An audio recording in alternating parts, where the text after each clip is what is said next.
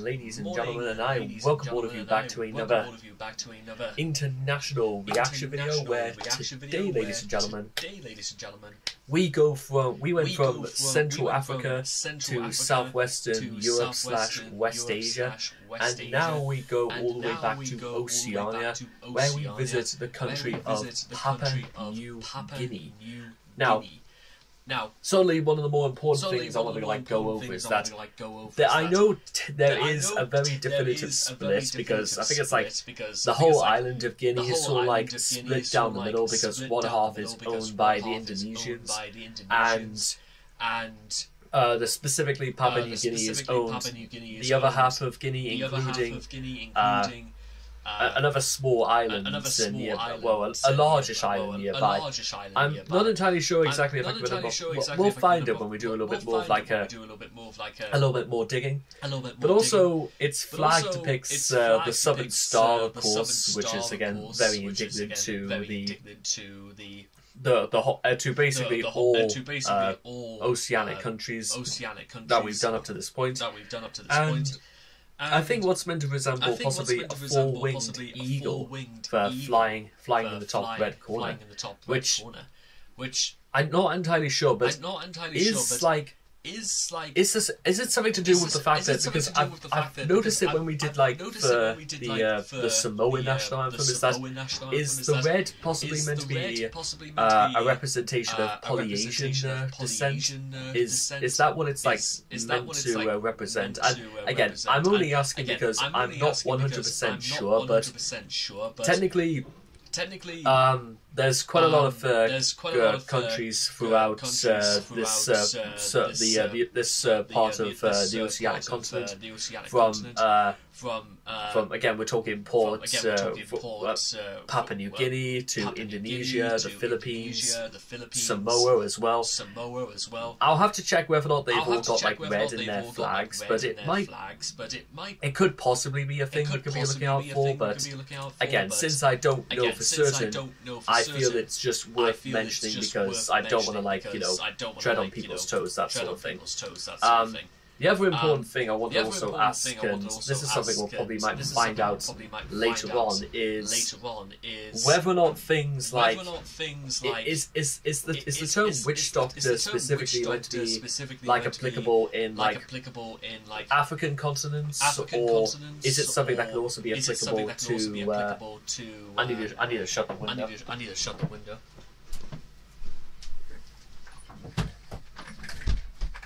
There we go. So, is it something that's specifically applicable to the African continents, or is it something that could be outstretched from the Latin American races, or it could be also something that could go towards the Oceanics as well? Because one thing is definitely for certain, and this is a bit of an interesting way to describe it, is that there is an awful lot of things about like tribes and things that go across Papua New Guinea. So there's possibly a lot of traditions, a lot of very complex ideologies that go towards their ways of life, and it's again one of those things where I want to get it right, because it would make more sense that when it even comes to doing the translation for this video, I want to come across as though I know absolutely what I'm talking about. And since again this is sort of one of those cases where I'm going into this with almost a complete blank slate, the faster I get up to speed about learning certain things, the better it is for everybody. And maybe the best way we can possibly go about this is that if we check out things on the Wikipedia. Now, I have seen, again, like other nations that we've done throughout the Oceanics, is that their agriculture, their landscape is beyond description in beauty. I've almost never seen a dark cloud or a dark sky whatsoever across, well, certainly the pictures we've come across for the Oceanics, and then it comes across small little, like, just very tiny islands, just completely overgrown with trees and with wildlife. It's beautiful, quite frankly, and certainly that's not the only thing I'll be describing towards Papua New Guinea, as, again, we delve further. So Papua New Guinea is a country in Oceania that compromises the eastern half of the island of New Guinea and its offshore islands in Melanesia, a region of the southwestern Pacific Ocean, north of Australia specifically, or officially. Officially, the independent state of Papua New Guinea, it shares its only land border with Indonesia to the west and is directly adjacent to Australia to the south and the Solomon Islands to the east. Its capital, located in its southeastern coast, is Port Moresby, and the country is the world's largest island country, with an area of 462,860 kilometers square. So, roughly 178,700 square miles. So that's actually much bigger than I first suspected. At the national level, after being ruled for three external powers since 1884, including nearly 60 years of Australian administration starting during World War I, Papua New Guinea established its sovereignty in 1975. It became an independent Commonwealth realm in 1975, with Elizabeth II as its queen. It also became a member of the Commonwealth of Nations in its own right. There are 839 known Oh dear Lord, that's going to take us such a long time to do the translations for all of those 839 known languages of Papua New Guinea, making it one of the most linguistically diverse countries in the world. It is also one of the most rural countries, with only 13.25% of its population living in urban centres in 2019. Most of its people live in customary communities, although government estimates reported the country's population to be 9.4 million people. It was reported, however, that in December of 2022, that its population was in fact closer to 17 million. So, accuracies aside, that's, again, for an island of its size, that's not bad either. The country is believed to be the home of many undocumented species of plants and animals. The sovereign state is classified as a developing country by the International Monetary Fund. Nearly 40% of the population are subsistence farmers, living relatively independently of the cash economy. Their traditional social groupings are explicitly acknowledged by the Papua New Guinea Constitution, which expresses the wish for traditional villages and communities to remain as viable units of Papua New Guinean society, and protects their continuing importance to local and national community life. Papua New Guinea has been an observer state in the Association of the Southeast Asian Nations since 1976, and has filed its application for full membership status. It is a full member of the Commonwealth of Nations, the Pacific Community, and the Pacific Islands Forum. So, sort of moving on as we get into its national anthem proper, Papua New Guinea has sort of, again, it's basically the one half of the island of New Guinea, ruled over for many years by the Australians, members of the Commonwealth, looking to be a part of the Southeastern Asian communities as well. So, it's not really one of those nations where you could say it has something of like an identity crisis. I think it certainly does have its own when it comes to things like a strong emphasis on agriculture, farming, the protection and conservation of wildlife. But again, as well, over 800 languages. So, if we are to assume for 1 second that it really does have a population of 17 million people, what happens so... Again, this is like a very crude way of estimation. So we divide that by 839. So this basically means there's like one language spoken for every 20,262 people. But again, that's like, I don't think that even gets to the root of how diverse it truly is, because a lot of Papua New Guinea is consummated by its farming community. It could even be more the case that it could be so. I wouldn't exactly. It might also be worth like farms per population per person as well. Could be something that might play a factor into this. But that might even also depend if it's like more ancient languages. If it also covers things like languages that are mostly comprised of like certain different types of dialect. There could be even more things like that, but we'll have to see more about this when we cut to its the translation for its anthem. So make sure to check that out when the time comes. So if all is said and done, please rise, ladies and gentlemen, for the national anthem of Papua New Guinea.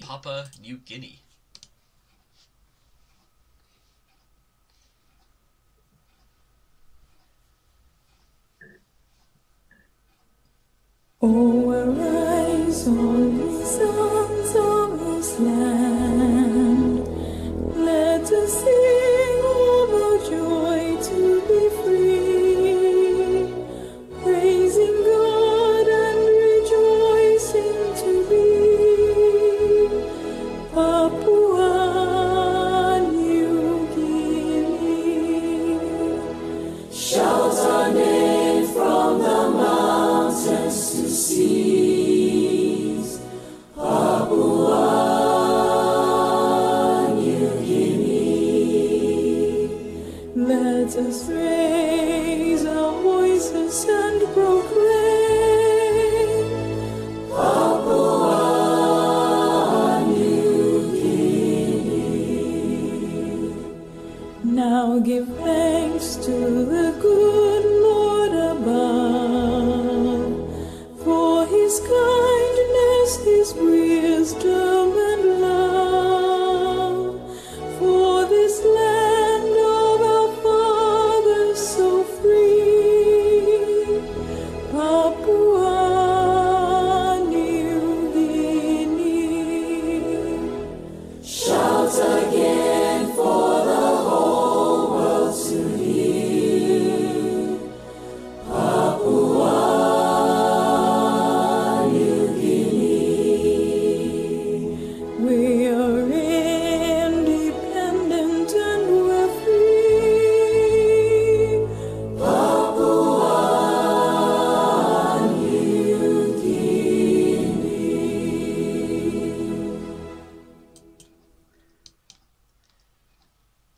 Not bad at all, ladies and gentlemen. Not bad at all. I wasn't necessarily expecting it to be done in English, but that's all very well and good. I also didn't necessarily disclose about whether or not Christianity was its its faith of choice specifically. But one thing I'm trying to like almost get my head around this is, were those all the flags that Papua New Guinea has had over the years? Or are these specifically meant to be the flags of its its like distant regions or counties? Because you got things like Western Saddam, the Southern Highlands, J.F.A, and then you get what was the one? I think it was like called like New Ireland or something like the Western Highlands and New Ireland. I know of Ireland. I've never heard of New Ireland, and again, this is just something I'll have to like go into more detail when it comes to the translation. And speaking of translation, something again that's also been very, very occurrent, and something that's probably going to be even more occurrent still going through like the rest of the anthems across the Oceanics, is that a lot of these do relate to the idea of praising God and giving thanks for such beautiful lands that they live upon. And theoretically, it does sort of make sense about the idea of maybe just about the fact that maybe there is so much to be thankful for, that again for the sites and for some reasons, I couldn't necessarily, unfortunately, show you guys all of the sites across Papua New Guinea, which is something that I kind of just like always I've sort of told myself to do. But we're talking about farmland that is basically fantastically tropical. It's basically like you would see farmland here in England, except the colors, the richness, the beautiful its beautiful structure, the way it's just it is they even describe it as the most botanically diverse nation in the world. In fact, to be honest, looking through everything from its valleys and even it's strange as well for an island nation that is so entrenched in agriculture and belonging in many ways, and how it's almost never been touched by man at all. There's literally an entire stretch of coast, well, that stretches miles inland, that is entirely covered in forests. And it's almost in entirely one shade, so it looks as though literally part of the country has just been painted green. But no, it's all natural, and that's the kind of thing that actually must make Papua New Guinea such a beautiful place to live, because being surrounded by nature, being surrounded by beautifully thatched little mini huts in tiny villages, it does look distinct and almost like a nation. It's almost like one of those nations, kind of similar to when I was in Havana. It looks like it's like one of those places where you're sort of stepping back in time. And I mean that in the best way possible, because it wouldn't even do some... It would probably do some good to actually see a land that is more primitive and is more natural as to what like the world should and used to look like. So that's given me quite a lot to think about, eh? 839 languages. I can probably see why now as well, because there are so many ways to say that Papua New Guinea is a beautiful nation. I can say that for sure. So anyway, I hope all of you guys have enjoyed this reaction video to the national anthem of Papua New Guinea. Please make sure to leave all your thoughts and comments in the comment section down below, because we want to know what you guys felt of Papua New Guinea's national anthem for yourselves. And I cannot wait to talk to you guys again in the next video. Take care, and bye-bye for now.